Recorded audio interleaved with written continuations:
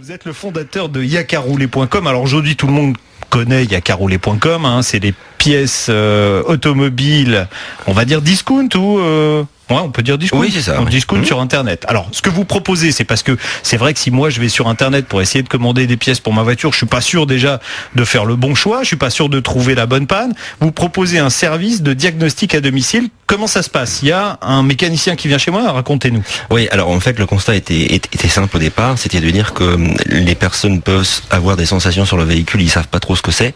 Le premier réflexe qu'on a en général, c'est qu'on va au garage et comme on est très souvent en tant qu'automobiliste complètement ignare sur les questions automobiles, on est souvent des cibles faciles. Donc le principe c'était de dire que les personnes qui viennent sur notre site en fait sont souvent des personnes qui veulent faire des économies, mais ils sont pas experts, donc ils savent pas ce qu'a leur voiture.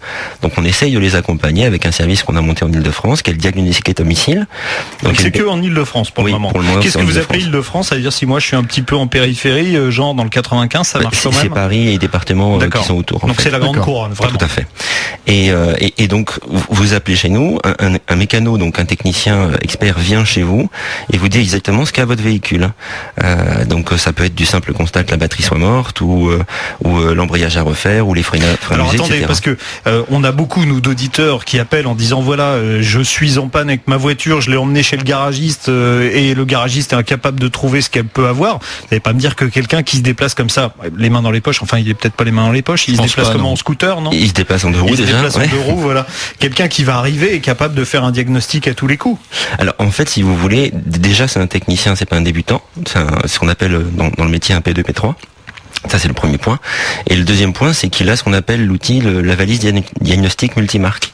Donc non seulement il est capable de faire un contrôle visuel, ce qui est souvent le cas en fait pour les problèmes dans 80% des cas, même pour les cas un peu plus délicats, il a ce qu'on appelle la valise, donc il va brancher la valise sur votre véhicule. C'est-à-dire que j'ai un voyant qui s'allume, on ne sait pas trop ce qui se passe, il va pouvoir me détecter l'origine de la panne avec ce boîtier électronique qu'il a avec lui. Exactement. Et ça marche sur tous les véhicules. C'est multimarque en fait, donc c'est tout le véhicule. Et s'il n'y a pas de valise, je prends un exemple totalement au hasard. Si vous avez par exemple vous avez une Renault Fuego et comme tous les jours au moment de démarrer elle est en panne. Voilà.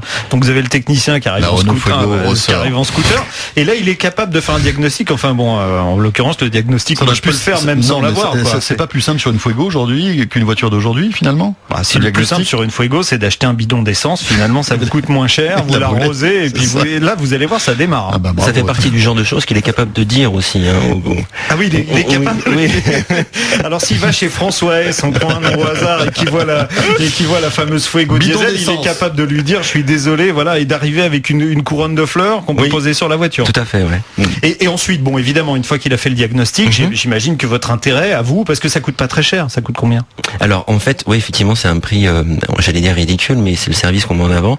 Pour un diagnostic simple, donc qui ne nécessite pas une valise diagnostic, c'est 9 € en Ile-de-France, et pour un diagnostic qui nécessite une valise diagnostic, c'est 39 €. Donc déplacement compris? Déplacement compris, bien sûr. Ouais, donc 39 €, évidemment, pour vous y retrouver derrière, il faut vendre des pièces détachées. Donc là, qu'est-ce qu'il fait? Il a un bon de commande avec lui et on passe directement en commande. Il y a un peu plus technique que ça, c'est-à-dire qu'il a un iPad tout simplement. Oh là.